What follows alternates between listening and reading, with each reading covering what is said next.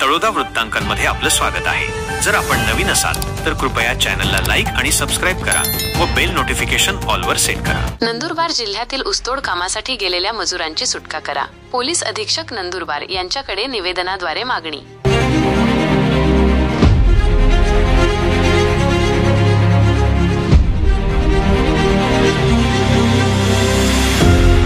नंदुरबार जिल्ह्यातील अक्राणी तालुक्यातील विजरी, सिरसाणी, चुलवड, कुंभी, खुशगव्हाण येथील 95 ऊसतोड मजूर पुणे जिल्ह्यातील पिंपरी नाझरे आणि बारामती तालुक्यातील कतवरवाडी येथे अडकले आहेत। या मजुरांना ऊसतोडणीनंतरही जबरदस्तीने इतर ठिकाणी नेऊन काम करण्यास भाग पाडले जात आहे। तसेच महिला मजुरांवर अत्याचार होत असून जीवे मारण्याची धमकी दिली जात आहे।